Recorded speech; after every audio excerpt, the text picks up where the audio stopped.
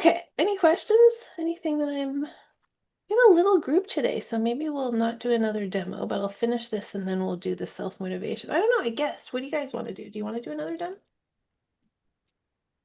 You guys have the time and patience? Yes. Yes? You said yes? Always. Oh yeah? Okay. Well, let's do it then. Always demo. Always, always, always. I love demos too. Okay, cool. Well Where did then, Craig go? who? Craig. Oh, I don't know. And also Gilles had to go, and I haven't heard from a few of our other people, so I don't know where they are. But that's the whole thing with having an on-demand course is you can choose. I don't understand it though, because everybody buys it right before the live, as though the Hmm. live is the whole point. So I haven't quite understood that like mental thing yet. But I don't know. I don't know where they are. Okay, so you guys know this slide already. Have you noticed how I question everything? I question everything. I just questioned you guys on the meaning of life and the afterlife. I just want to know. I'm just, like actually curious. So why? Well, I realize that people are not telling me everything they want to tell me in our regular interactions, even though I know you as people. I still have never asked you, like, what do you think of the afterlife? And so I'm investigating to get to the real information because I want to know. And that's really genuinely how I feel. So I'm always investigating. That's like my perspective. That's always been my perspective, even before I got into this business. And I think it's a very important umbrella for this profession. The things you can question, I have like a restaurant theme for the next few slides because it's like a menu, right? Like you can choose anything off the menu in any combination. You can choose not to eat anything on the menu and do something else. You can choose only to have appetizers. It doesn't matter. This is a tasting menu that I've presented over the course of 2 courses, and you can do whatever you want with it. Curiosity is the baseline. That's called hypnotic fascination. It's the basis of your success, not only in the sessions, but on the sales call as well. If you're not curious about the client while they're interviewing you, which is what's happening in a sales call, there's no way that they're going to end up paying you money. So it's extremely important for this curiosity to be the underlying value, not only of your sessions, but of your business. That's where the trust and rapport come from. So your business lives and dies on this principle. So like anytime you're caught in a moment of not remembering, like what's our purpose? What am I doing here? What did I learn? This is it. This is the cornerstone. I put the little yellow boat out in front because the little tugboat is the one that pulls the whole ship forward. Like the reality is quitting addiction, quitting problems, quitting depression is completely impossible if there isn't something you want more. So without level 2, without motivation, you really are kind of stuck in a discrete moment of time. Motivation allows us to expand the time. It also allows us to expand the depth and quality of our questions because it's saying, hey, tell me more about who you are, what makes you happy, why you were born on earth. Like, let's go there because that is the momentum forward. That's why I really think these two classes go together and are inseparable because the level 1 is the white boats behind. And they're Hmm. good, they're fine if there's no yellow boat, but there's always a yellow boat. And by the way, sometimes I think people leave level 1 and think like, oh, it's magic, it's powerful, it's so amazing, right? But then they go to do it and they're like, oh, this is hard. It's harder than it looked on the screen, or like Hmm. it's harder than, or they think like, oh, I'm stuck here, or I should have just had curiosity, but I'm stuck here. Like that's because life is more than that. That's not because you fucked up the skill or didn't learn it properly. It's because life is larger than the problem. And you're kind of like stuck in this smaller box where you're like, okay, but I need out of this box now, but nobody told me how to get out.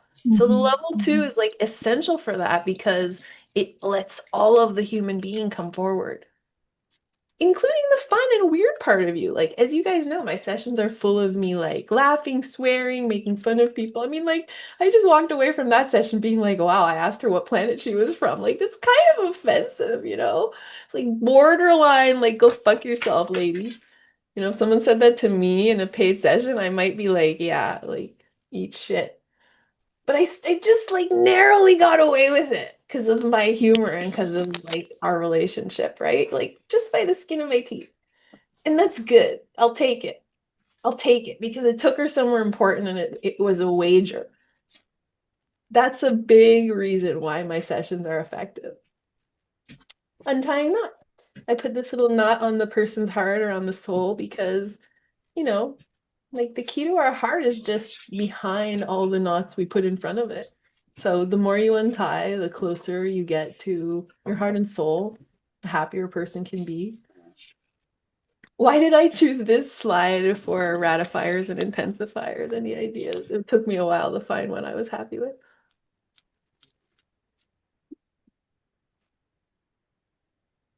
What is a ratifier or intensifier inside of a hypnotic conversation? What is this lady doing? Self-care. Self-care. She's like settling in. She's receiving. She's being encouraged.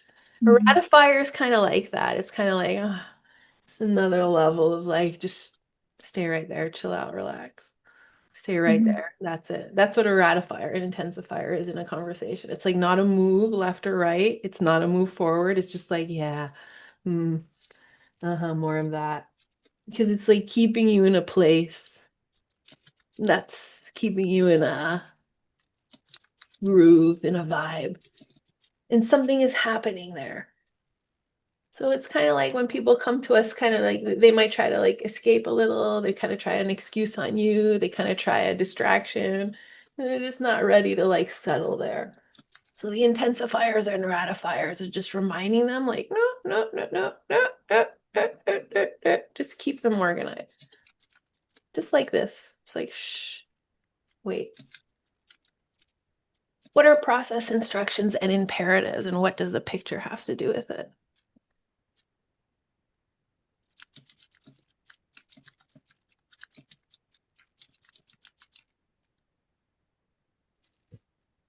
Encourages the client. Yeah. Like when would you give a process instruction? For example, when I was like going through the emotional Right. energetic shifts, it's like Exactly. when you were like, yeah, let that go.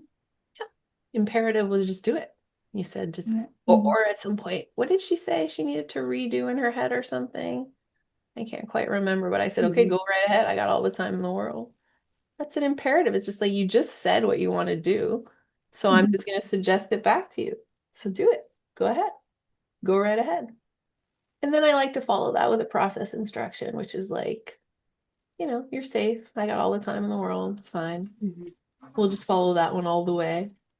And I say it in like all kinds of casual ways, but really it's a directive, a hypnotic directive. I'm telling the subconscious, don't move, just do that.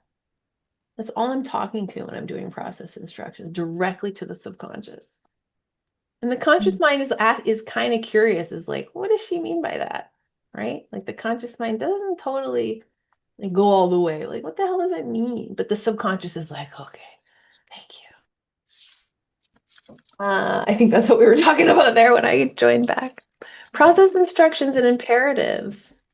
The imperative is the instruction. The imperative is telling them what to do. The process instruction is the encouragement to the subconscious.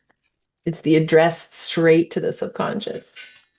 So it doesn't matter if the conscious mind likes what you're saying or makes sense of it. It doesn't make sense, those process instructions. What is the deal with the picture? They're cheering them on. Let's go. Do it. Do it. Do it. Exactly. Cheerleader. That's what process instruction is. It's just like, oh, look, subconscious, you're finally fucking online with me. It took you 45 fucking years. Now do it. That's Seriously, right. that's what it's like. That's what I'm doing in this case. I'm That's like, so good. finally, you're here.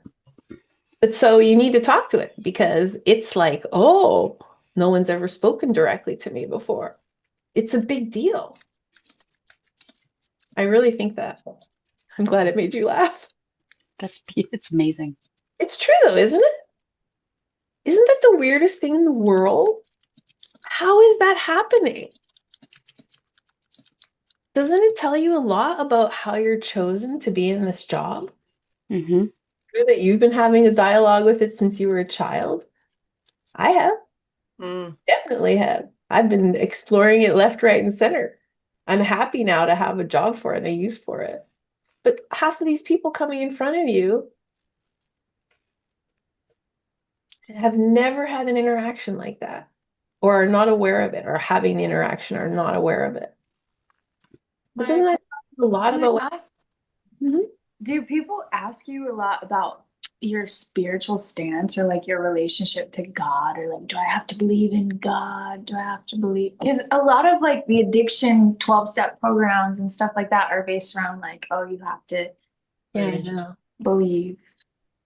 I don't think people ask me that at the outset a lot, but what happens quite a bit, I would say, is people come through their transformation and then they're very curious about what's going to happen next. So then they ask me something like, I've even had people ask me like, do you have a, spiritual coaching, or like, do you have a reading list, or like, what do I do next now that I want to like work with Uh, my soul? So people ask me that later. mhm. But I ask people on my intake form what Hmm. their relationship to God is because I want them to tell me. And do you call it God or what do you call it? I do have an entry on my Oh, okay. intake form about that. Mhm. But I would say, like, no, a very small percentage of people ask me up front, like, what about my beliefs? I mean, and by the way, like, that's a big reason to have a website. That's a big reason to have a YouTube channel because, like, 80% of the people who book me for a discovery call have checked me out kind of thoroughly. So, like, they've read through my bio, which tells them that I'm the child of immigrants, a single parent, a feminist, a socialist, a leftist. So like that's very good for me because it makes me, it makes people choose me based on coherence, based on alignment. It's Mhm. like the more you hide about who you are, the more people are not a fit for you. And it's true too about like that's why I've gotten more and more honest about publishing on YouTube. Like I used to be like, should I say this? Isn't that a secret of hypnosis? Like, do I want to talk about refunds? I'm not scared of any of that anymore because I need everybody to know those things anyway. It's part of the logistics of running a business. And the more they get that information without me delivering it to them straight through my voice, the less work I have to do. Right. Like the more honesty, the better. Like the more reality, the better. And basically, like that's my spiritual practice this year is like I've been working with the Shaolin monk idea. And that's kind of their idea is like realism, realism, realism. If you get in touch with your realism, all your problems will go away. Mm. So I kind of treat my business like that now too. There's an integrity piece with that too, around like, Exactly. this is like what you see is pretty much what you get most of the time with me, Yep, exactly. right? Like if you run into me at the grocery store, you're going to get the same me as I'm sitting here, Yep, exactly. right? Like I don't have different personas. It just is who I am. Isn't that the problem with the gurus we've hired who disappointed us? I mean, like I've had that too, Melanie, and it's like that's the whole problem is there's a lack of coherence, there's a lack of integrity, like there's a lack of cohesion. So that's the Mhm. whole idea of the soul doctor, the mama soul doc is like it's coherent.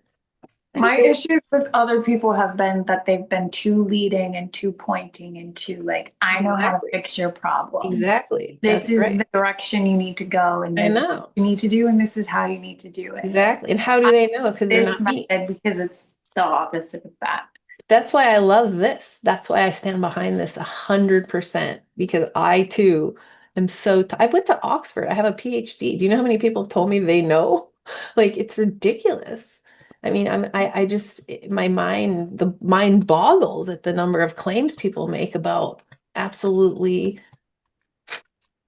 guessing. So that's why I love the content-free method, because I finally get to do something where I can drop all that. Like, I love it here. I am in the abyss and I will stay here because I'm not confined here. Like, my spirit likes it. Mhm. I'm Yeah. very comfortable. And that's another reason why people are comfortable with me. Well, and it's like I said yesterday, right?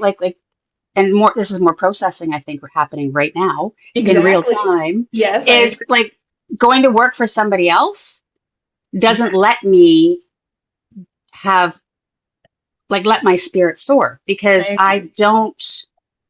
I don't subscribe to the treatment method. I think it's bullshit, to be honest. And so why am I going to work for to a place that does that? I It have doesn't even that make same sense. problem. People ask me all the time, why don't I work at a clinic? Why don't I work at the hospital? And I'm like, I don't think you understand the premise of my life. Like I don't do well with explanations. I don't. I don't do well fitting into that box. It's we're just working in a system that's broken when we're trying to not do that. So why would I go work there? That's dumb. Moreover, I mean, while we're talking about it and processing together, I would add that, like you have to be somewhat neuroatypical to use your intuition to make a living. Like, that's just the truth of it. Like if Mhm. you're tracking along with the 80% majority, you're not having extrasensory experiences. So if you are, how attuned are you really ever going to be to working in that kind of environment? Like it will always be incongruent. So why try? It just doesn't even add up. Like that's like putting, ordering Mexican food at a Chinese restaurant. It's going to the hardware store for bread. Kind of. So Hmm. I feel like the neuroatypicalness that's required to do this kind of lateral examination of a human soul requires entrepreneurship. They're mutually inclusive. I mean, and that's why tomorrow is an important course because that's basically what I'm going to be saying, like in a sentence or less, which is like you are going to have to go out on a limb, and I don't mean a little limb. I don't mean like a branch. I mean like a way long, weird limb that you never dreamed of and make a claim. And you do have to. And if you're not willing, choose something else. I mean, like that's kind of the speech I wanted to give you tomorrow, Melanie, which is like you do have to stand behind the claim. Hmm. The thing with refunds is is it betrays that you don't stand behind the claim, which nobody's ever going to pay you two or $3,000 if you don't. But so then the question behind that is, what's it going to take to stand behind it? And there's lots of answers to that. Practice, exposure, coming to courses, getting it done on yourself, facing your own trauma, all the things. What do you mean, Maya, neurotypicalness as opposed to what? What do I mean neuroatypicalness? Yeah, that you said you need. Did you, as opposed to what? Like if, I'm saying neuroatypical, which would be the oh, converse of neurotypical. So oh, atypical. to me, neurotypical is like an accountant who goes and processes numbers Yeah, every sorry, day and I comes didn't hear home and a. yeah. And which Okay. is fine. Like I just want to make very clear, like that's cool. It's not a problem. It's just like an observation about types of credentials and skills and and abilities. To me, it's also more of the like follow the beaten path, like Yes, follow exactly. people, like listen and That's do what right. society's telling you to do rather than like Exactly. questioning. Well, and that's the whole thing is Doing like, no matter if you believe in hypnosis or not, people like you and I, Melanie, and I think the other ladies on the screen too, are already not subscribing to the big pharma, big medicine, you know, game. So already we're like standalones there in a major way because the vast majority of people are still in that system. So the hypnosis is just a few steps further. Now it's just like, I'm just saying, like, it was already like that before we got into this. Now it's just more honest, I think. Mhm. Like now I'm just actually owning something that I've always known deep down. And I'm asking people to pay me for it, Mm. which is, I think, your story too, Melanie.